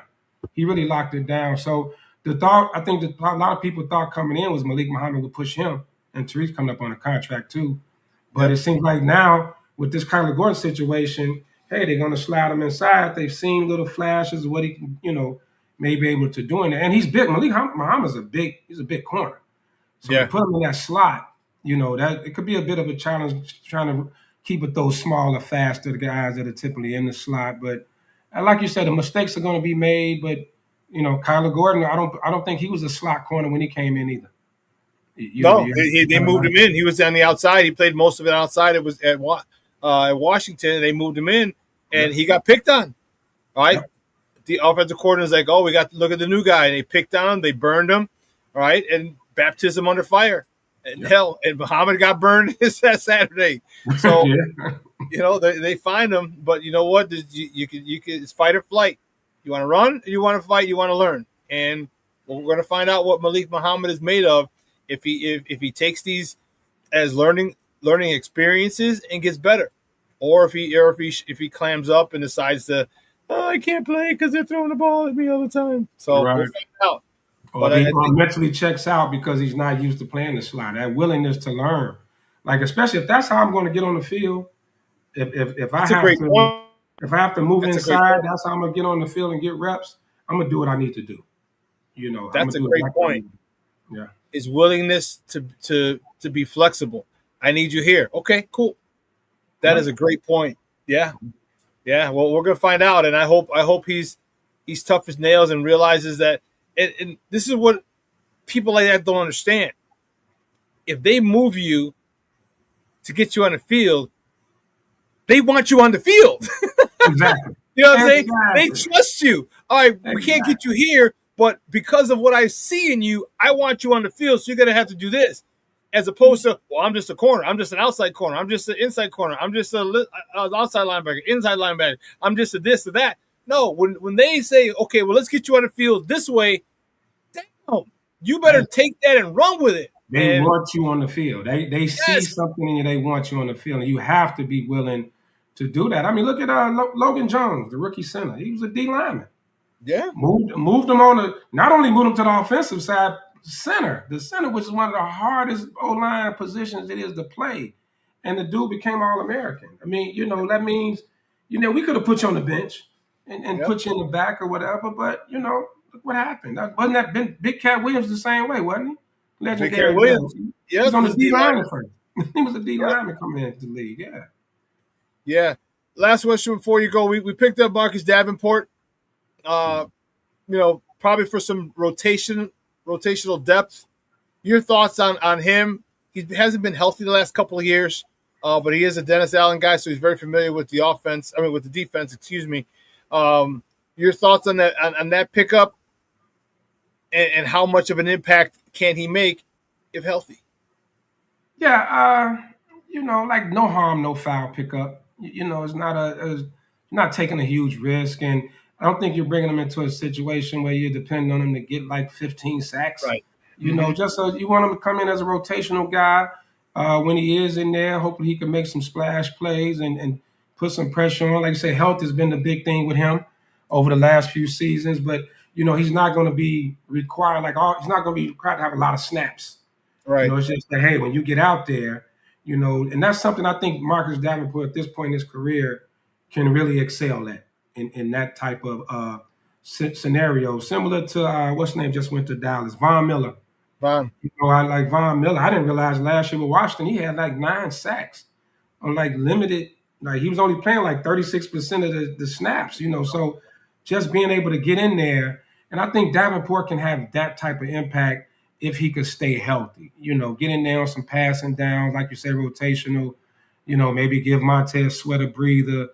Austin Booker. The hope is that your youngsters, your young dogs like Booker and these guys could take the next step, and then you won't have to depend on a Marcus Davenport to give that much production. But I think for what's expected of what they brought him in to be, I think it's a good pickup. It's a low risk, high reward situation. If he comes in and gets 6 or 7 sacks and some pressures, hey, great move. Yep. Great move. Great move. Yep. Lucky, great stuff, man. I know you wanted to talk about what you guys are back, baby. The boys are back in town on Saturday. Yes. Talk to us about what's going on, and make sure you guys tune in 11. You're going to start at noon, I believe, if I'm not mistaken. Yep. Usually 11 to 1, but this Saturday will be 12 to 2. Talk to us about what you guys got going, where you're going to be, and what it's all about on Saturday. Oh, yeah. This Saturday, we are back, man. The season premiere, Humidor Sports and Cigars. We are going to be live on location at Tap That Ash Cigar Lounge, 11151, I believe, South Halsted. That's the address, if I'm not mistaken, or close to it. But you'll see it, 111th and Halsted. You'll see us out there. Look for the Big Smoke Fella tent. But we're good, and we're doing this, man. We're doing a Men's Health Day, man, just to kind of just bring a little more awareness, to health. Guys, come on out, get your blood pressure checked, just some little light screenings. We're going to have some pamphlets and things like that, some kind of healthy snacks and things, just so we don't focus enough. I know everybody just look at us as drinking liquor and smoking cigars, but it's really important that we, check our health. So we wanted to start the season off with, hey, come out, get checked. Men's Health Day, football season coming up. There's going to be a lot of bad eating and beer drinking and tailgating and all that. So I thought you said tail chasing. That too. That too. Depends on the tailgate party you at. Right. So, but how it is football season, Shawn. We eating brats and, all types wings and nachos and brisket and all that all them artery cloggers. So at least if you know what's going on, man, try to, do what's right during the week so Sunday you can splurge a little bit for the football games. But, yeah, so Men's Health Day, we really appreciate it, man. If you guys come on out, support us. We got a lot of people coming out, live audience. Those are always some of my favorite shows when we got, live interaction and, the people are there with us. So if you guys aren't busy, come on out. the season premiere. It's going to be a great season. We got a lot of special guests lined up, a lot of big things we're going to be doing this season. So come check us out.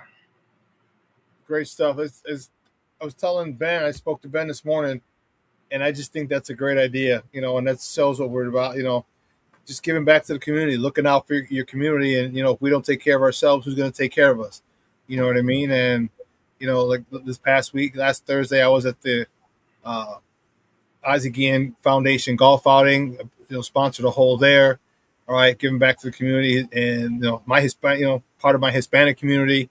And here we're doing stuff for health for the black side of me, and for you guys. I think it's great. Everyone here at Sports Zone Chicago is giving back to the community because it's much bigger than sports. You know what I mean? And that's what's cool about it is that you guys are always doing cool shit for the community, for people, for celebrating. You guys are really big on celebrating birthdays and giving your people your flowers. And I think that's important. And here's another step in giving back to the community is making sure, hey, check yourself out. You just never know. We Hispanic die a lot sooner than other men, and we need to nip that in the bud. And we need to change that. And you guys, that's a great step, and I'm really happy and excited to be part of that with you guys on Saturday. So yes, it's a lot of silent killers out here. A lot of silent killers, hypertension. Your blood pressure, stress levels, like all that is real important. It's real important. Yep. Yep. Lucky, great stuff, man. I appreciate it. Do me a favor, let everyone know where they can find you online. Oh, man, you can always, of course, on Facebook, Damani Pugh. You can always Damani Pugh, a.k.a. Lucky Lefty. That's our Facebook page. And all the our Smoke Fellas page, our Humidor Sports and Cigar page. I'm all over there. I'm on my IG. Shawn, I always forget my IG handle because I made it something weird. I don't know. I'll give it to you guys. I got to remember it. But no, I'm on IG, and we also have our Humidor Sports and Cigar IG page as well. So, yeah, follow us. And, from here, we're doing this one this weekend. Like at least once a month, we're going to try to do something, community-driven, something to give back. So you guys follow us and come on out. We appreciate support. Keep watching. If you can't make it out, tune in, Sports Zone Chicago on the channel. Come check us out, man. We love having you guys. Man, great stuff, Lucky, man. I looking forward to I'm not sure if I'll be there Friday or producing from home, but hopefully I can make it out there and kick it with you guys. Otherwise, I'll be back here. But pay no attention to the man behind the curtain. Always, Shawn. It's a pleasure, man. I love being on the show. I'm be tuning in here Friday, man, so we can talk crazy about. I'm jumping in the conversation. Let's do it, man. Let's do it. All right, man. We'll talk soon. All right, brother. All right, now. All right. Guy, that's Damani Pugh from the Smoke Fellas, representing the Smoke Fellas and representing them well. Don't forget, this Saturday, they're going to be at Tap That Ash, 115th and Halstead. It's on the east side of the street. So if you're going south, it's going to be on the left side of the street. If you're coming from the south down Halstead, it's going to be on the right side of the street. Okay. Great spot. Great spot. I've been there a couple times with those guys, and it's a nice facility. I forgot what restaurant it used to be, but man, they had the smoke room. They got inside. They got a patio. Outside you can sit, and it's. I don't think they're going to shoot outside. I think they're going to be inside. But great space. Come on out, and they're going to have a DJ. They got the resident DJ DY Nemesis, who's on the show, who fills in a lot for the on their show, and he throws down.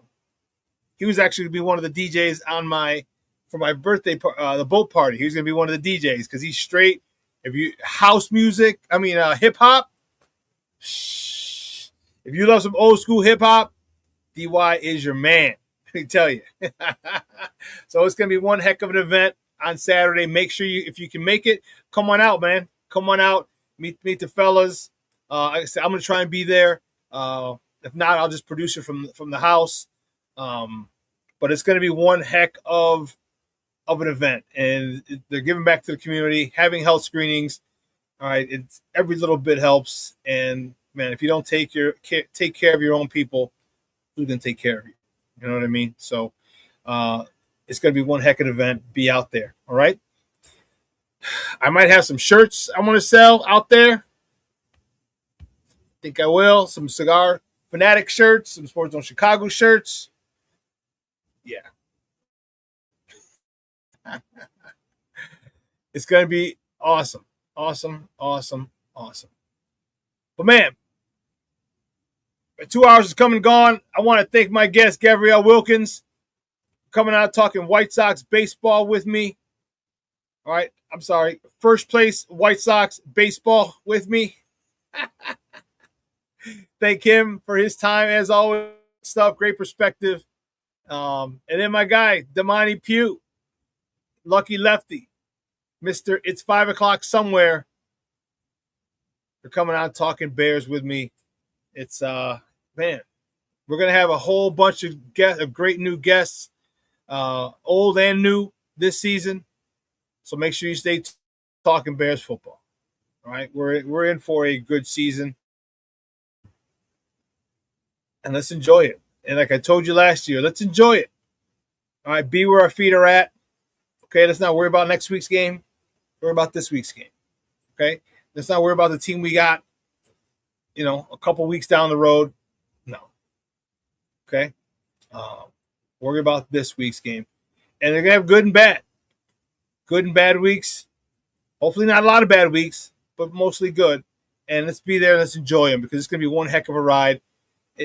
This ride is extended because it started last year, it's this year, and it's going to be next year. But it's not focused next year. Let's focus on this year, and let's enjoy and watch the improvements of Caleb, of Rome Odunze, of Luther Burden, of Colson Loveland, of this offensive line, of this defense, since we have a lot of new players on this defense, that, and the development of this team.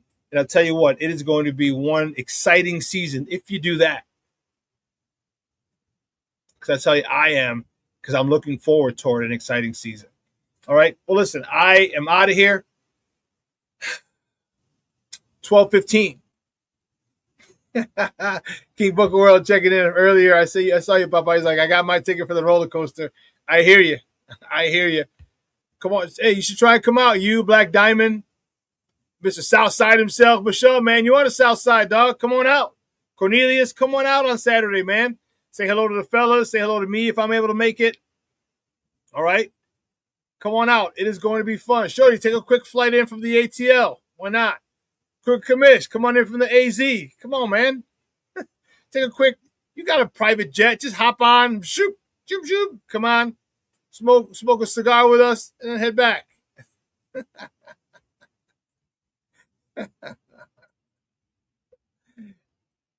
It's going to be a great time, guys.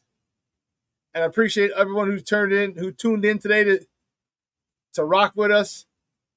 Man, it's been fun. Oh, I'm flying in August 31st. Oh, show day. Are you going to the Sox game, huh? I'm kidding. Shorty, maybe we can meet up for another cigar. Maybe that's on the table. That's good stuff. Okay, cool. You better let me know when you get in. If you got time, man, we'll meet up. We'll have a smoke. Probably head out to Branding Iron. They got the covered patio. You know it. You were there. You saw it. So, but again, guys, thank you so much. I appreciate the love and support.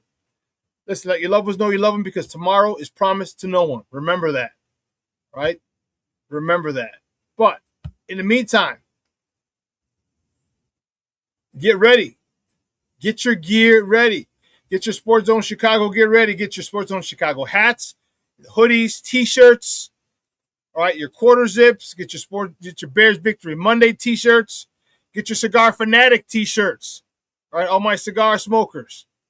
Tell you, rock that bad boy in a spot with some jeans and some nice, either some fresh ones or some loafers, some nice little, man. They'll be like, oh, where'd you get that shirt? That's dope. Like, I know.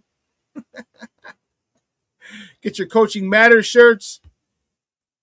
Get your Good, Better, Best shirts. Of course, get your FGB shirts, hoodies, hats. All right? Right there, you see the QR code. It'll take you right to the SportsZoneChicago.com website. We have all our stuff there. Make sure you get your gear, your Bears gear ready, because football season is here. It's here, and you want to be wearing the freshest gear out there. Have everybody go, damn, dog, that's dope. And we got some more. We got some new stuff coming up as well, and that'll be released in the next week or so. So just stay tuned. All right. So for everyone here at Sports Zone Chicago, I'm your boy, the Superback Shawn Sierra. You guys have a phenomenal day, but your boy is out.